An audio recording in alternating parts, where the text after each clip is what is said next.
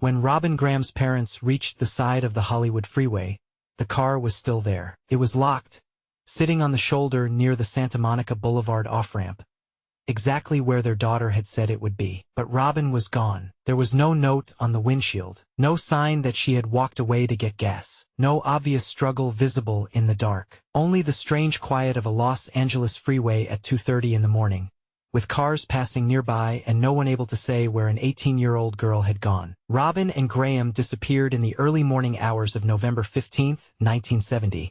Though California's official missing person record lists her missing date as November 14th, the night her final outing began. She was 18 years old, a student at Pierce College, and a graduate of John Marshall High School in Los Angeles. The official California Department of Justice page describes her as 5 feet 6 inches tall, about 125 pounds, with brown hair and brown eyes. That night, she was wearing a red blouse, blue jeans, red clog shoes, and a dark blue corduroy jacket. Those details matter because after Robin disappeared, clothing became one of the few things still fixed in the record. Everything else began to blur. Timing, decisions, assumptions, and the identity of the man seen near her car. Earlier that evening, Robin had been out on a date. Afterward, she returned to the place where she worked, Pier 1 Imports, to pick up her own car. From there, she began driving home through Los Angeles, a city built around freeways, where a stalled car can become a small island of danger in a river of headlights. Around 2 a.m., her car ran out of gas or stalled on the southbound Hollywood Freeway near the Santa Monica Boulevard off-ramp. At that time, California freeways had emergency call boxes, small roadside lifelines for drivers who broke down before mobile phones existed. Robin used one of those call boxes to contact the California Highway Patrol operator. She asked that her parents be told she had run out of gas. The message reached her home, but her parents were not there when the call first came through. Robin's younger sister reportedly took the message and passed it along when their parents returned home around 2:30 in the morning. Her parents left immediately for the freeway, but between the moment the message was taken and the moment they arrived,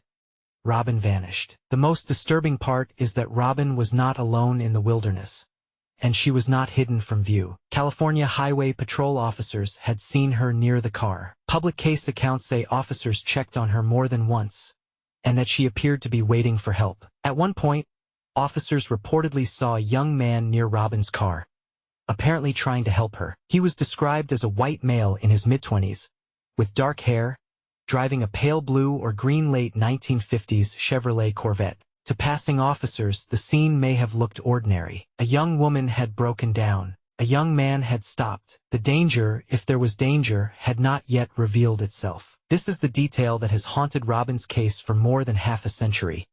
She was seen before she vanished, and what people saw looked enough like help that no one stopped it. When Robin's parents reached the freeway, the car was still locked. Robin was not there. The Corvette was gone, and so was the man. No one has ever publicly identified him. No one has ever found Robin, and the case became something larger than one disappearance, because it exposed a terrifying weakness in the way safety was understood on the freeway. At the time, CHP policy did not require officers to remain with every stranded female motorist until help arrived. Historical accounts state that after Robin's disappearance, the California Highway Patrol changed its policy to provide greater protection for stranded women. That change carries an ugly implication. The system recognized the danger more clearly after Robin was gone. But by then, recognition could not bring her back. The first theory is the most direct. Robin accepted help from a stranger, and that stranger abducted her. This theory fits the known shape of the case. Her car had stalled. A man was seen near her. She disappeared before her parents arrived, and the man's car vanished from the scene. The problem is that a theory can fit and still remain unproven. There was no license plate publicly confirmed. No known name, no body, no final crime scene, only a description of a man and a pale Corvette on the side of a freeway. The second theory is darker because it suggests Robin may not have been the only target. Investigators and later writers have considered whether her disappearance could fit a broader pattern of attacks on women whose cars had broken down or appeared disabled. California in the late 1960s and early 1970s had several cases involving young women, stalled vehicles, and violence. Some involved women later found murdered. Some remained disappearances. The idea is chilling because the method is so simple.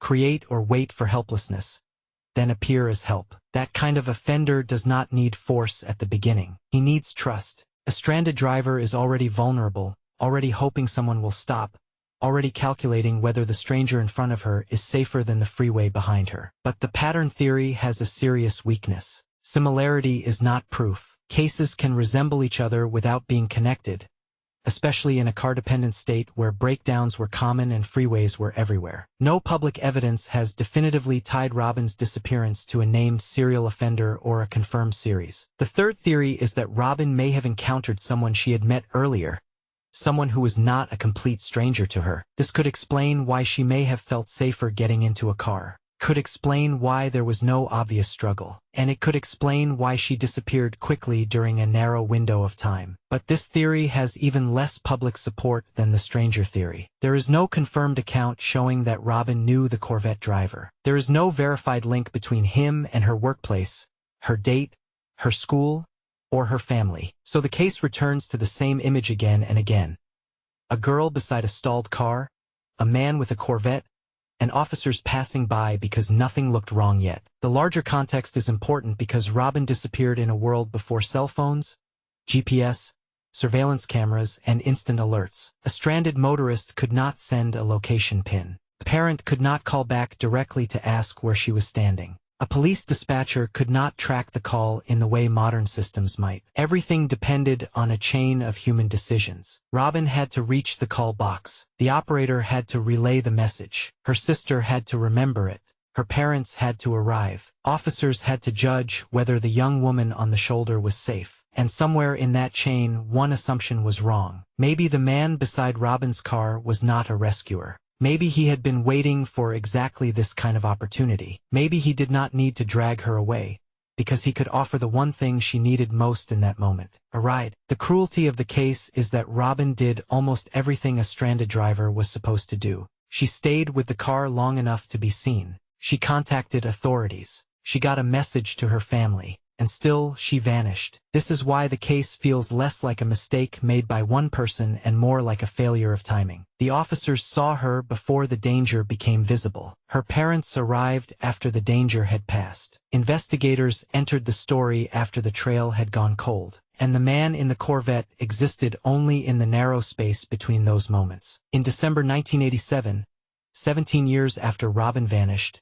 a strange classified ad appeared in the Los Angeles Times. It addressed Robin directly and mentioned the freeway, the man in the Corvette, and the fact that she had never been seen again. For a moment, it sounded like the case had spoken from the dark. But according to later accounts, the ad was not a confession or a coded message from the killer. It was placed by someone from Robin's old neighborhood who wanted to show that she had not been forgotten. That detail is strangely painful, because sometimes the only new development in a cold case is not evidence, but memory. People grow older, parents wait, friends remember the person at 18 while the rest of the world moves on. And a highway that once held a mystery becomes just another road people drive without thinking. Robin Graham's disappearance is often remembered because it changed policy. But that can make the story sound more resolved than it is. A policy can change because a danger is recognized. Cannot answer what happened inside the missing minutes. Cannot identify the man in the Corvette. It cannot tell us whether Robin was afraid when she got into the car,